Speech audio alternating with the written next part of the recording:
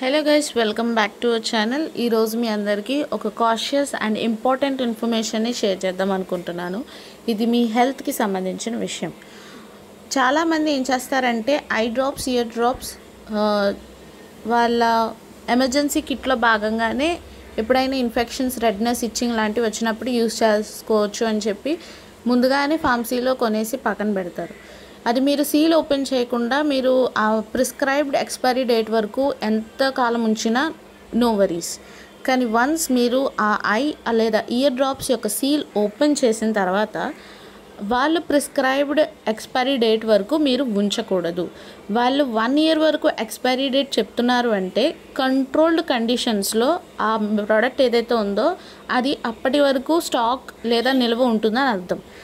అంతే తప్ప మీరు వన్స్ ఎన్విరాన్మెంట్కి ఎక్స్పోజ్ అయిన తర్వాత ఏ ప్రోడక్ట్ అయినా, ముఖ్యంగా ఫార్మస్యూటికల్ ప్రొడక్ట్స్, అవి ఎక్కువ రోజులు ఎన్విరాన్మెంట్లో ఉంచకూడదు.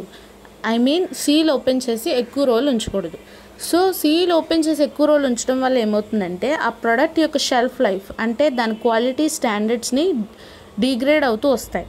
క్వాలిటీ స్టాండర్డ్స్ ఎప్పుడైతే డిగ్రేడ్ అవుతూ వస్తున్నాయో ఆటోమేటిక్గా ఆ యొక్క ప్రోడక్ట్ యొక్క క్వాలిటీతో పాటు థెరపిటిక్ ఎఫికసీ, అంటే దాని యొక్క పనిచేసే తీరు కూడా తగ్గుతూ వస్తుంది. ఇలా వచ్చినప్పుడు మీ ఐలో ఉండే ఎటువంటి ఇన్ఫెక్షన్ కోసమైనా మీరు పొరపాటును వాడితే అది ఐ ఇన్ఫెక్షన్ ఇంకా పెంచడానికి హెల్ప్ అవుతుంది తప్ప తగ్గించడానికి కాదు. సో ఇన్ కేస్ ఎప్పుడైనా సరే మీరు సీల్ ఓపెన్ చేసిన ఈ ముఖ్యంగా ఐ డ్రాప్స్ లాంటి ప్రోడక్ట్స్ ఏమైనా తీసుకున్నప్పుడు వితిన్ 30 to 45 డేస్లో ఆ ప్రోడక్ట్ని యూస్ చేసి వెంటనే పడేయండి. లేదు అంటే మీరు సివియర్ ప్రాబ్లమ్స్ని ఫేస్ చేయాల్సి వస్తుంది. వన్స్ ఇఫ్ ఇన్ కేస్ మీరు ఎప్పుడైనా యూస్ చేసినా మీకు ఏం కాలేదని చెప్పి దాన్నే రిపీట్ చేసుకుంటూ వస్తే అది వేరే సివియర్ కండిషన్స్కి దారవుతుంది. ఎందుకంటే మీ కంట్లో ఉండి చిన్ని బ్లడ్ వెజల్స్ డ్యామేజ్ అయ్యే ప్రసక్తి జరుగుతుంది. దానివల్ల మీకు ఇన్ఫెక్షన్స్, ఐసైట్, ఐ ప్రాబ్లమ్స్ లాంటివి ఎక్కువ రావచ్చు. సో ఎప్పుడైనా మీరు ఇలాంటి కండిషన్స్కి తెలియకుండా కనుక వెళ్ళినట్టయితే వెంటనే మీ ఐ డాక్టర్ని లేదా ఫ్యామిలీ డాక్టర్ని కన్సల్ట్ అవ్వి సజెషన్స్ అయితే తీసుకోండి.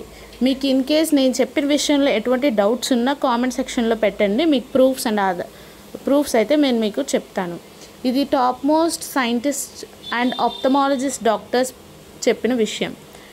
నేను దీని యొక్క ప్రూఫ్ అయిన ఆర్టికల్ని డిస్క్రిప్షన్లో లింక్ చేస్తాను, చదివి చూడండి.